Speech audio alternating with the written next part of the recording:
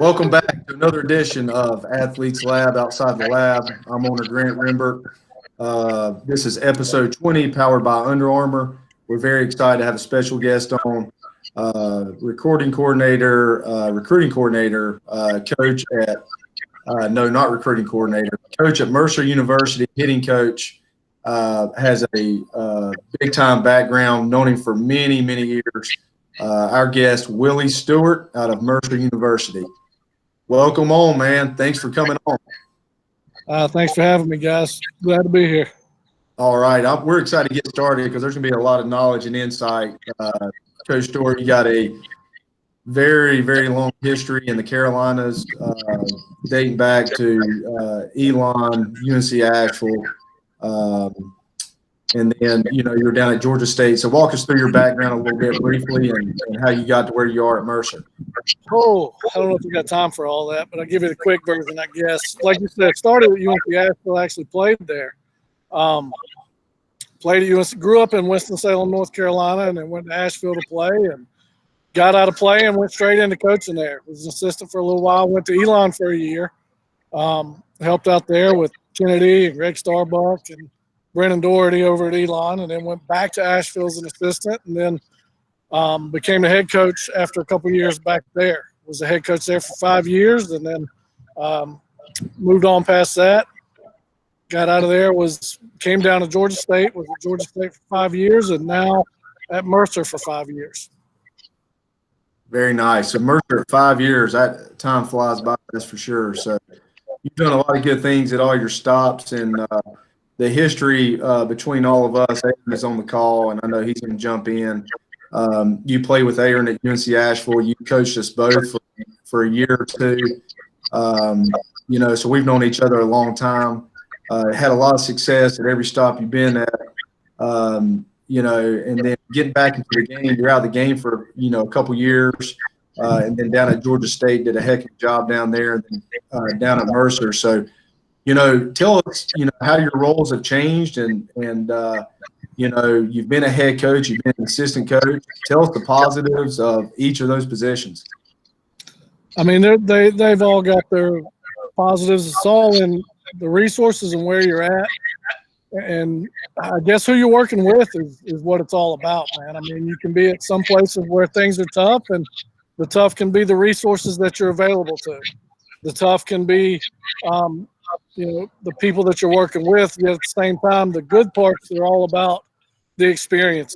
When you're at places that have good resources, it tends to make the experience a little better and a little easier to work in day-to-day operations. And the same can be said for the people that you work with. I mean, whether it's the coaching side of things or life in general, when you surround yourself with good people, things go a lot easier. It's like when you're having a good time, time flies. Well, it's the same thing when you're working. When you're getting out of bed in the morning and you put your feet on the ground, you can't wait to get to where you're going, man, life's good. And that's where it is right now. And I mean, again, to get to that point, you got to go along some places that may not necessarily be that way. But again, doing what we do in baseball and helping kids pursue their futures in their career through baseball, man, that's what it's all about, and that's what we get out of bed in the morning for. Yeah, Willie, let's go back to your roots, man, a little bit, where me and you started up at Asheville, played together for a year, and then you coached me, obviously. Fast forward a little bit to your time there as an assistant and head coach, and you guys recruited, and you had a big part in the Big South championship team of 2006, and also you had some pro guys out of that, and a couple guys that are in the big leagues, man, or made it to the bigs. What did you see that nobody else saw in those guys, or you developed, or what kind of stood out from that?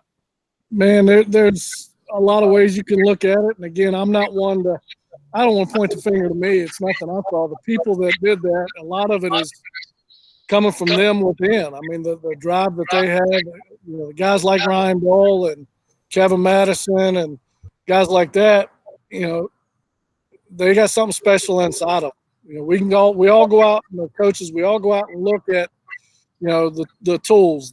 Can he run? Can he hit? Can he field? Does he have power?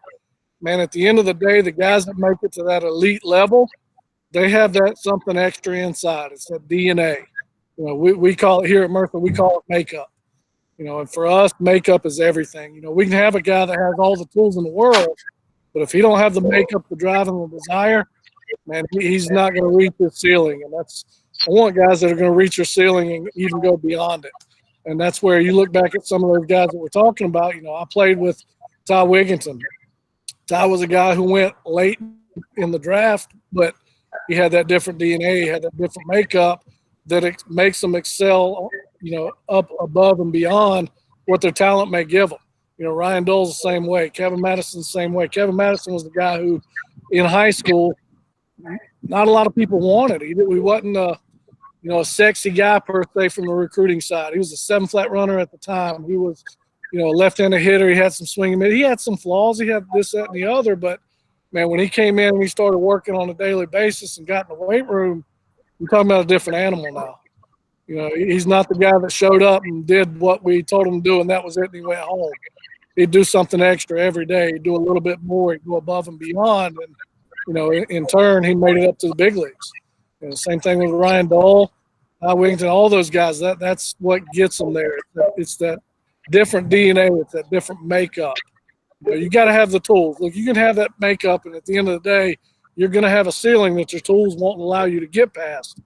But there's a lot of people that have those tools that don't get everything out of what they have because that makeup. Coach, talk to our young guys for a second who are sitting here wondering, you know, how do I get that makeup? Is that something that if I'm not born with, I'm SOL? Can I mature into it? How does that come to fruition by the time a guy steps on campus as a freshman?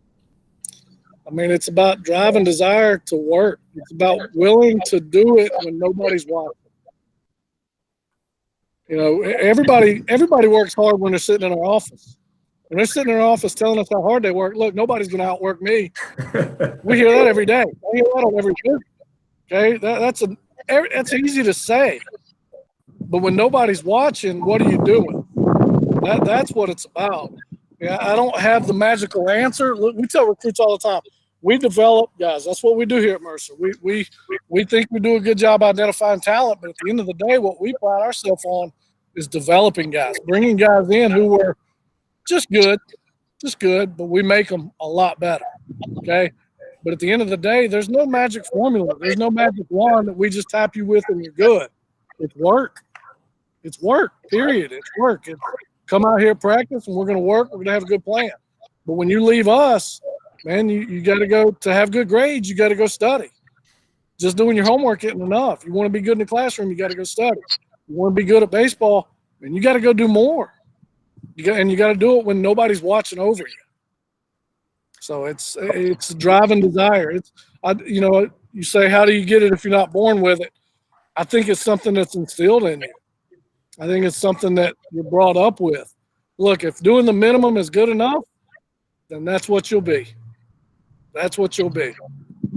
Well, I really hope our listeners and coaches and, you know, people tuning in, they rewind that and listen to it over and over again the last 5 minutes, because it's everything that the message we're trying to portray at Athletes Lab and these kids and being at the levels that we've been at, knowing what it takes.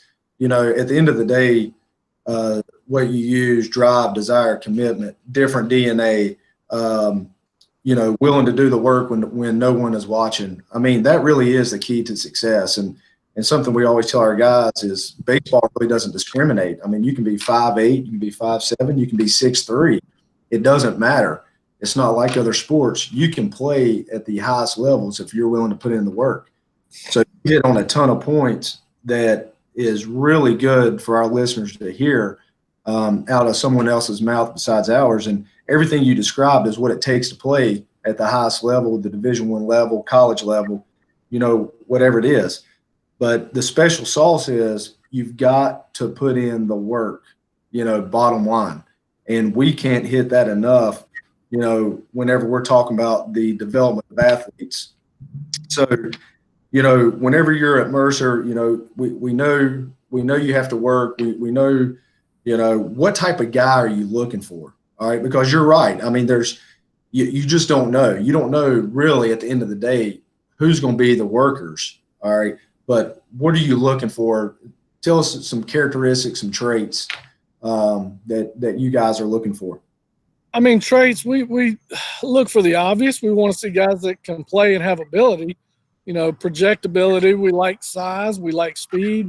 We like all the things that point to a good player. But again, coming back to us in particular here at Mercer, and even before I was here, one of the biggest things that this program has done a great job of, and Coach Gibson and Coach Shade have really done an outstanding job of instilling this in the program, is we go beyond baseball. We got to have a good fit at Mercer. Because for us, if you're struggling in the classroom, you're going to struggle on the field. If you're on campus and you don't like the people around you, you're going to struggle on the field. You're not going to reach your maximum potential. For us, we want all three parts to work. So for us, we shrink our recruiting pool on the front end. We want to find guys that, one, are good enough to play here, two, are good enough to get it done academically here, and three, it's the right fit at Mercer. I think that needs to be the case at a lot of places. And look, some places just, hey, I want the best players I can find, period. That's fine. That's their way of doing it. There's plenty of people that succeed that way. That's fine. For us, it's a bigger picture. For us, we want all three parts to work because we want guys to come in, stay here, develop into the good players that we think they can become. So for us, yeah, we want the guys that are big and strong and can hit balls out of the park. We want the guys that can throw hard, and we want guys that can locate the baseball and be able to pitch and really do some stuff with it.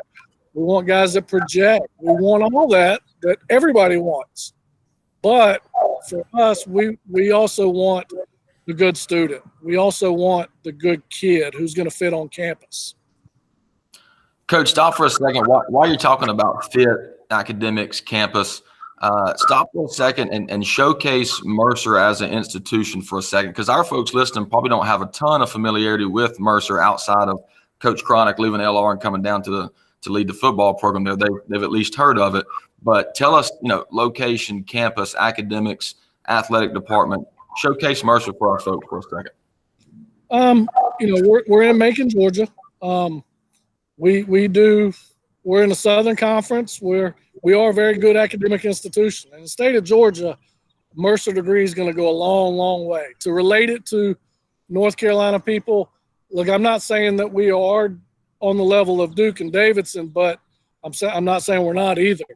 I mean, academically, we're right there with anybody in the country, for that matter, from an academic standpoint, as well as athletics. I mean, baseball here at Mercer has become a force nationally. I mean, we're one of 3 teams in the country that have won 35 or more games for the last 10 years.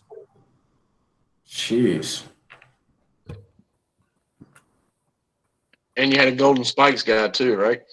We had a first rounder in Kyle Lewis, and he's doing well. He's actually projected to be the everyday right fielder and hitting the 6-hole for him. With the way he tore it up last year, I'm sure he'll slide up in order a little bit for him too. Yeah. So what is Coach Gibson, yourself, and Shade doing down there at Mercer to develop guys? Because, obviously I was in the Atlantic Sun for 6 years competing against Mercer. It was awful. Off the podcast or off the recording, I talked about the story down there where, Mercer swept us in 2012. They've always had good teams. They've always have been able to win at a high level. What are you guys doing? Man, it's the structure. It's the structure. Again, these guys, Coach Shea and Coach Gibson, have really laid the foundation here of, Coach Gibson was here a lot longer than any of us, and he played here, and the pride in the program and what he's done, but then what Coach Shade have done to help him really just develop the culture of a working blue-collar mentality of when you come in here, again, there is no magic wand. It's about work. But the structure that the coaching staff puts out for the players is really good. I mean, we hold guys accountable. That's what we do here. Everything matters. When we get out here, your grades matter. How you act off the field matters. What we do in practice, how you take every ground ball matters. So for us, it's about the structure. It's more than anything, it's the structure and the drive of the kids that are in the program. I mean, like I said, we feel like we've got a great strength coach. We feel like we're good coaches. But at the end of the day, it's the structure that's provided for the kids, and then them going in and using the system and putting the work in.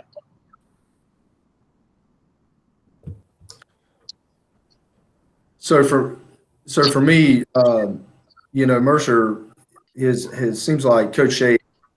I remember Coach Shade at Furman and then going into Mercer.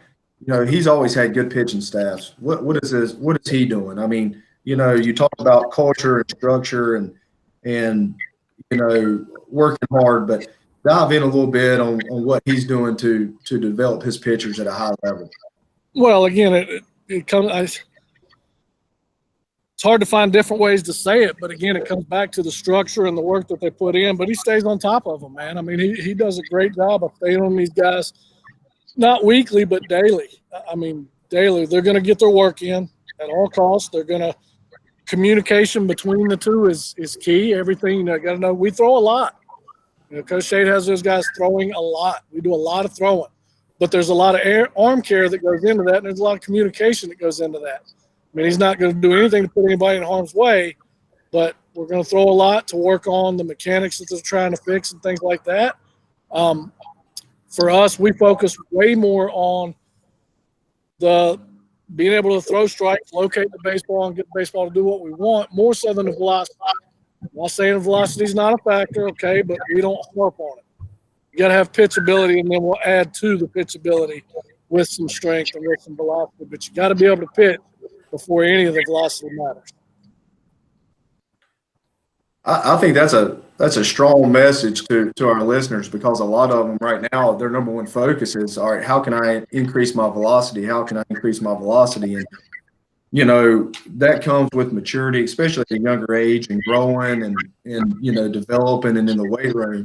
And really, what the message we're trying to send is, you guys need to learn how to pitch. And I know that's what Aaron is harping on big time, but from a mechanical standpoint, and getting these guys to understand how to locate the fastball and then, develop pitches off of that.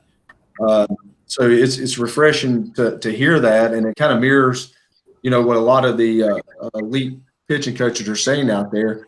And at the end of the day, you said the obvious. Of course, you have to have arm strength. Of course, there's got to be velocity there. But at the end of the day, you're not going to step on the mound unless you can pitch, especially at the level you're in.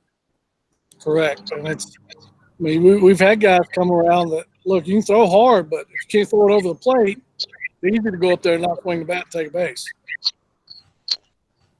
So, yeah. Hey, Go ahead. Willie. Yeah, Willie. Hey, if you don't throw hard, you can drop down the submarine and shout on it. Hey, we got some good ones now. We got some good ones. We've had some good ones come through here, but Dean, you know all about that too. Hey, you're still the only guy that has caught, pitched, and played second base, I think, in the same game. Middle And end. play right in that game too. Oh, yeah, that's right. You did. And I came back to the mound for a second time.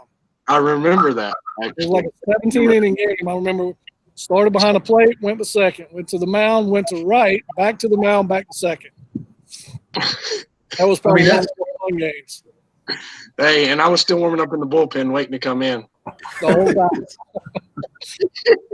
Got about 7 innings in the bullpen. What guys that don't know much about Mercer, I'm glad we got Willie on, our Coach Stewart on the podcast today. Talking about relationship and all that. I mean, I can speak for him. I mean, you were a redshirt senior when I came as a freshman. Took me under my wing, or took you under wing for me, and really showed me the ropes and all that kind of stuff. And I think when the dorms closed after graduation, I think I stayed with you and Renee for a little bit. But it's the relationship part of it. We don't remember stats. We don't remember all this. It's the relationship part of it. And that's the experience that, you want to get out of college, at the end of the day. And, I really – me and all that kind of stuff. But, I think that's lost a lot as well. Everybody wants, hey, man, I want to be, all-time this. I want to be all this. I want to be, and set records and do this. But, when me and you get together, me and you talk, and just like our teammates, man. I mean, I don't think we've ever talked about, somebody's ERA or batting average or anything like that, man. No, nobody remembers it. Nobody cares about it years down the road. It's funny you say that. We talk all the time. When we talk to our alums and guys that used to play for us and stuff, we talk about the locker room and the bus rides. That's talked about more than anything. With COVID going on, we're crowded in the locker room just like everybody is right now. And we're talking about, okay, what do we need to do to fix the locker room situation, because we're going to have a bunch of guys because guys are back.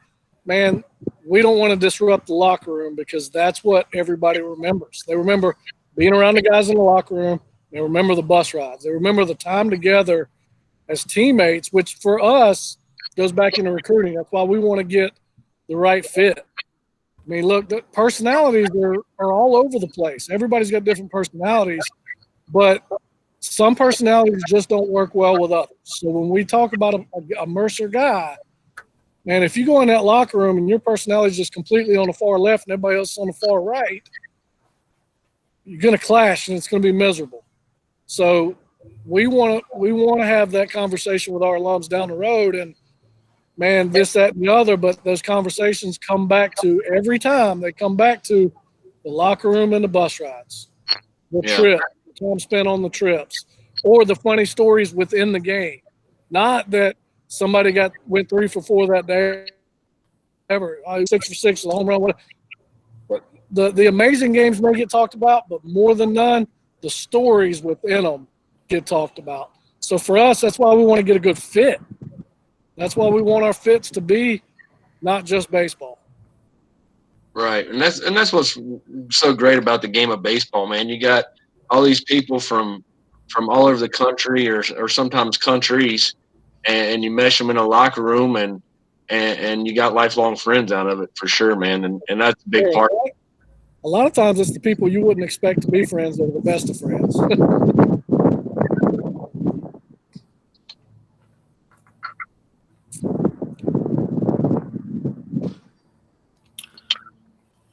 Coach, talk about the weight room for a second. I know you mentioned your strength guy and what a good job he's doing down there. Talk about the role that plays within the Mercer baseball program throughout the year.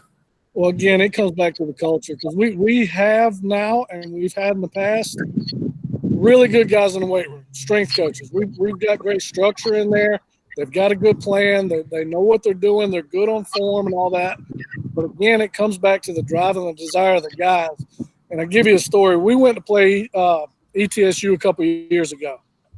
Good friend of mine is a professor up there, but he teaches strength coach. Okay, Aaron, you know Brad DeWeese. Yeah. Okay, so Brad's up there, and he's a professional bobsled coach now and all this stuff. Well, he's in there, and he gets us in the weight room. He's like, well, who needs to come? I said, man, I know pitchers need to come that are just throwing blah, blah, blah. So on Friday, we go to the weight room before the game. We traveled 28 guys that trip. On Friday, we took 23 to the weight room, and it's optional. Look, we had 3 pitchers that had to go. We make an announcement on the bus, hey, we're going to take these guys to the weight room. Anybody else who wants to come on. Friday, we took 23 guys to the weight room with us. Saturday, again, 3 guys had to go. The 3 guys that pitched in the game on Friday, they had to go to the weight room Saturday. Saturday, we took 21 guys. Sunday, I think we took 25 guys. And look, the couple that didn't go, we didn't say a word to them.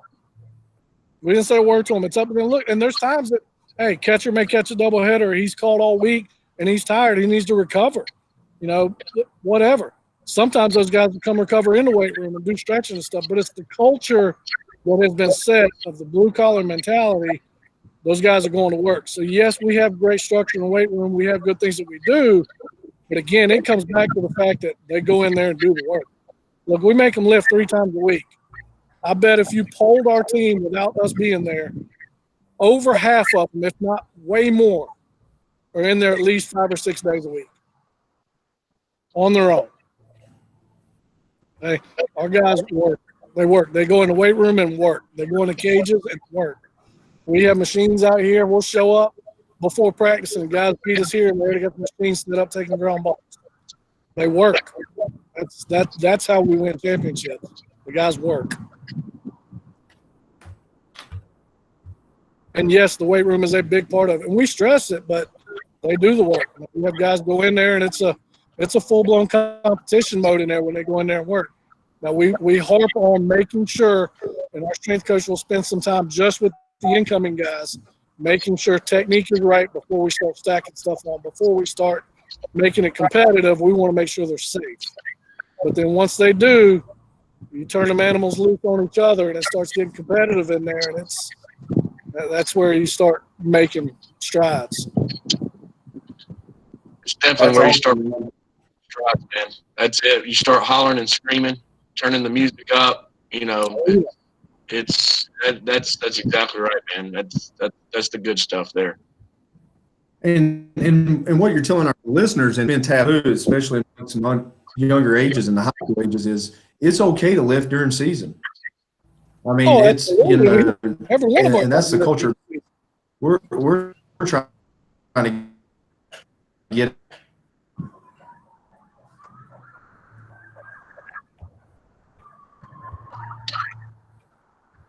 You here with me? Yeah, hey, he's talking about it's okay to lift in season. 100%. All of our guys do. Our pitchers lift in season. Position players lift in season. Now, look, we're not going to go crazy on game day. We're playing Tuesday night. We're not going to go in there on Tuesday and do max lifts, okay? But we're going to get a good lift in. We're going to, get the explosive muscles moving a little bit, get some things geared up so that we're ready to go for the night. We're trying to maintain what we've built up to that point. In season, we're not trying to set world records. But in season, we are lifting. We're maintaining what we got and more, and we're still firing those cylinders and getting all the quick twitch muscles moving and the hips functioning and things like that. We're going to push the bar a little bit, but we're not trying to set world records on game day. We're going to be smart about it, but yes, we're lifting in season. 100%. We're lifting in season. Well, you got to, and the best part I like is the 130-pound high school kid that's 6 foot that's pitching in 3 days doesn't want to get sore for that game. You know what I mean? That's I hear you. Look, you're sore because you don't do it. That's right. You're sore because you don't do it. Look, I'm 42 years old. I'm going to be sore when I go in there and try to squat what Grant squats, right? Grant's a little bit stronger than me these days. Not much, but a little bit. But if I go in there and do what he's doing, I'm going to be sore tomorrow. But if I go in there and work out like he does every day, I'm not going to be sore. You're sore because you don't do it. That's right. And that goes the same thing for throwing, man, and I think like I said, we throw a lot. When we throw a lot and it comes back, we take care of the arm. We do a lot of things to take care of the arm, and throwing's one of them.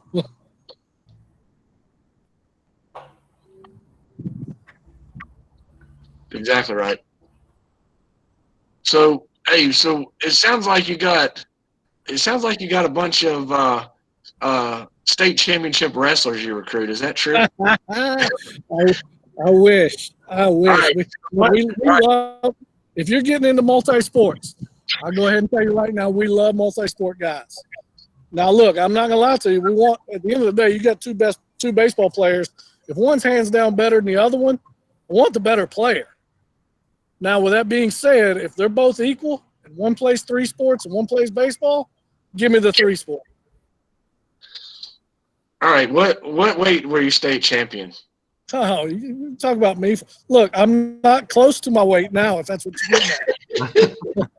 Okay, you can find other ways to call me fat. All right. Hey, hold on a second.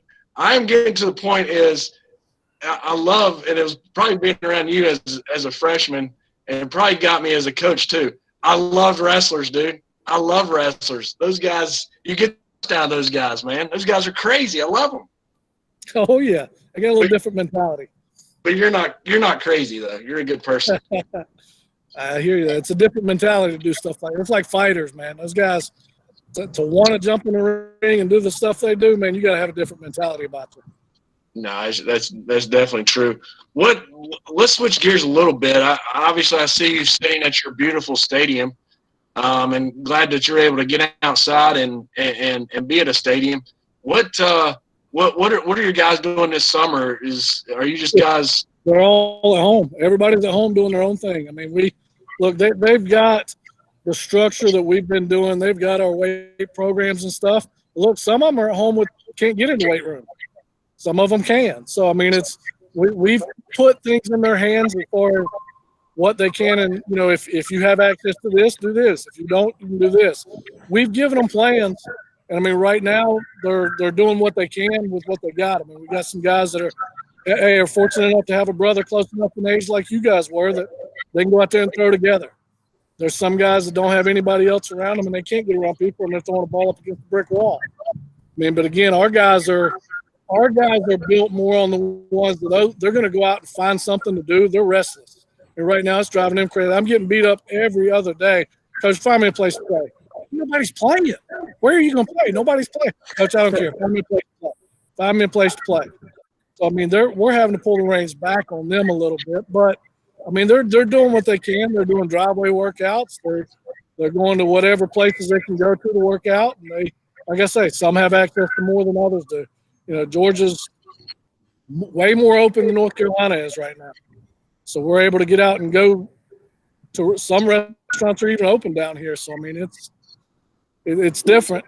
It's different. We're not on full lockdown mode like you guys, but we're still being careful. We're still not trying to doing our best to not spread it and do our part. But, our guys are, again, we've put things in their hand. We have workouts that consist of nothing more than go outside and get the biggest rock you can find, and we're doing some things with it that way.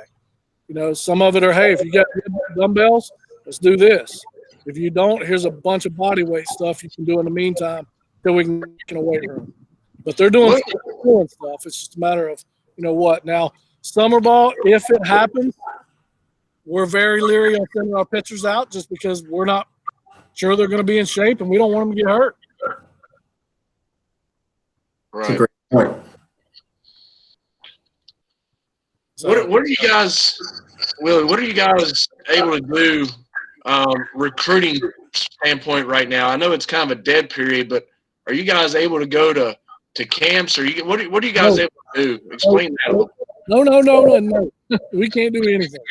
Anything like viral camps, things like that, we can't do anything right now. If you can have a camp and put it on video, I can't watch it.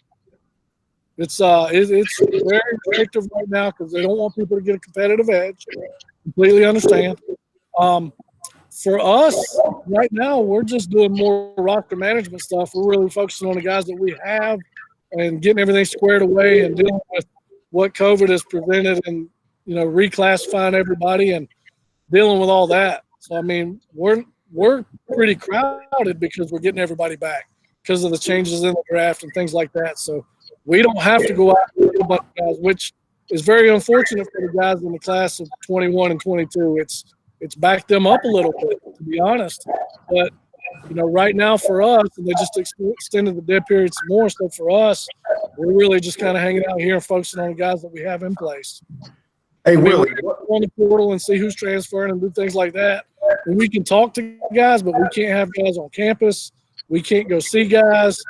There's really nothing we can do right now. So what advice do you give to the 2021, 2022 guys? What advice do you give to them right now? Don't be mediocre. But I'm not trying to say that, but it's the most competitive recruiting class since I've been coaching. All right. Because the needs have been pushed back because of reclassification. Again, keep in mind now, our freshmen are freshmen again. Our sophomores are sophomores again. And the freshmen coming in are freshmen. So we now have 5 classes, not 4. And no one planned for this. So everybody's going to be crowded in numbers. And a lot of us, I want to say everybody in college baseball, but for the most part, most of us want to hold true to the word what we gave our guys as best we can. But you get so crowded in numbers, it creates some turmoil that you just have to deal with. So right now, to bring in a bunch of new guys in the 21-22 class, having a class that traditionally would probably be 8 to 12 for most people. is probably 1 to 2 now. So I say that not joking. Don't be mediocre. That's some good advice, but they have time. They have time to, if they want to work hard. Look, you don't have to commit right now because, again, everybody's still trying to figure it out. NCAA is still trying to figure it out. Are they going to open up roster and allow more? Are they not? Everybody's still trying to figure this thing out. To sit here and panic right now because you haven't committed as a 22, I think as much now as I did before, I think it's ridiculous. Personally, I think there's always time. Find the right fit. Right on, man. That is a strong message for our listeners and players, not just in our organization, all around. Look, some of our best players came late. We had Player of the Year 3 years ago. We got him about a week before school started. Say that again. You heard me. Conference Player of the Year. We got him the week before school started. Man, that's awesome, man. Yeah, that's what people need to hear right there, because there's such this environment out there, and they're watching their friends commit, and they're so worried about everybody else except what they need to be doing. Are they doing the things they need to be doing to better themselves, and stop worrying about what their teammates are doing, or a guy in Charlotte or a guy in Georgia? Exactly. I mean, use the resources you have, put in the work, worry about yourself, work hard, commit, be blue collar, everything you've said. I mean, I wrote down all this stuff. I'm just regurgitating everything you said. My message there to what you're saying right now is the same thing I tell my 11 and 12-year-old every day. Quit worrying about what your brother's doing. Worry about what you're doing. Quit worrying about what your sister's doing, and worry about what you're doing. Right on. Strong, man. That is strong. Well, we know you have a 12 o'clock meeting, so a couple more questions. Let's wrap this up, or a couple more, conversation talking points here. Talk a little bit about infield, man, and what you're looking for. Infielder, we talk about pitchers a lot. We talk about recruiting in general. We just don't talk about specific positions much. Talk to us a little bit about infield.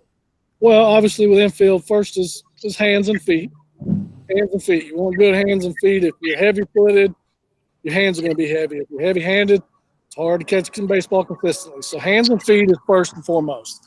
But then outside of that, you got to look at, first step explosiveness, being able to get to a ball and create angles. I mean, again, for us, it's not just about who has the best hands, who has the best feet. Again, one of our best infielders isn't the sexiest. He isn't the prettiest, but he knows the right angles to get the balls. He has a great first step, good explosiveness. He's got great instincts in seeing balls off the bat and moving before the ball's ever hit, but he studies it. We're in BP every day, and he don't just take ground balls. He's watching balls off the bat, first move off every ball off the bat. He may not go get that ground ball, but he's watching how it's coming off the bat and seeing I can get moving before it ever gets going. Before I even decide, is it coming to me, I'm heading the direction the ball's going. So he really works hard on the little things like that to be able to extend his range, stuff like that. Again, positionally, we throw a ton, and we throw with a purpose. We don't just throw to throw. We have days, we go out and we air it out. We have days that we go out, we throw only 120 feet. We're just getting loose, but we throw to a target. Anything within 120 feet for us, you're throwing to their chest, period. Throw to their chest, period. No exception. Any balls that we got to reach and all this stuff, you're not doing it right. Get focused. Get locked in on what you're doing. And then for us, it's reps, reps, reps. We got a routine that we do. Coach Gibson's had them doing it ever since I know of that he's been here, but it's worked really, really well. We start out every day just 5 slow rollers right at them, or 5 slow rollers right at them, 5 balls right at them, 5 to the right, 5 to the left, and then we just hit balls. But every day we're going to get the feet moving, let the hands work with the feet. So we're going to do the slow rollers. We're going to come through the baseball, field it out front, see it in. Okay, a lot of your errors come from picking your head up too soon, not having your feet set when you go to throw. Little things that you can control. So we focus on those little things when we do our stuff. Look, errors are going to happen. We're going to throw some balls away. We're going to lose the grip. We're going to get a bad bounce. Okay, those are going to happen, but we got to eliminate picking our head up too soon, looking at the runner. Guys, first base is where it always is. It's where it's been since you were 12 years old. Okay, it hasn't moved. It's not going to move. Okay, you should know if you're a good infielder, you should know when they get in the box, he can run a little bit or he can't. Okay, that guy that's 250 pounds up there and he's probably my height, can hit balls a long, long way. I think it's safe to say you got a little time with that guy. Okay, those guys don't tend to run too great, but those guys are a little skinny and fast twitch up there, you might want to anticipate getting rid of the ball a little quicker. Just having a little feel right there and things like that go a long way for our guys. Coach, that's a ton of good things infield wise. But let me ask you this: as we work to develop our high school infielders and even our younger guys too, what's maybe one thing that you would pinpoint that consistently when infielders get to you in the fall of their freshman year that you're constantly having to clean up? What's something that we can work on right now to make sure that they're prepared and ready? Stop tapping the damn glove. Amen. Right. Quit being pretty. Quit trying to look good and just catch the damn ball. There you go. Okay? Simple is better. For us, we have guys out here. Our guys almost look bored. Get your hands out in front of you and just leave them. Leave them there. If you got to turn and run, then turn and run.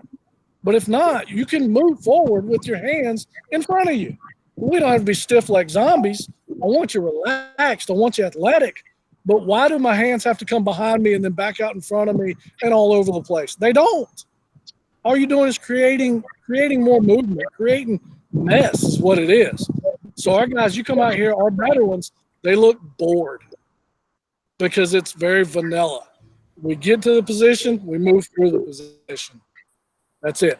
Vanilla wins games. I like that. Yeah. That's right. Just get out. You got to get 27 of them. Just go get them. Yes. Yes. We don't have style points here. Nobody cares. That's right. But they care when you make the error. Right on. Man, this was fantastic. We're going to wrap it up. We know you got a meeting you got to head to. You're a busy guy. You guys have a lot going on. We can't thank you enough for your time. I know me and Aaron personally appreciate you coming on with our long history and friendship over the years and staying in touch. And we wish you guys the best of luck. Look forward to staying in touch. And whenever you come into town, we can't wait to have you by Athletes Lab Performance Center, man. So I can't wait to see the place. I heard good things about it. So appreciate you guys. Good to meet you. Aaron, Grant, always good to see you guys. Appreciate it, man. Always, man. Always. Ended up Athletes Lab Performance Center outside the lab with Coach Willie Stewart. Episode 20, powered by Under Armour. We'll see you guys next time.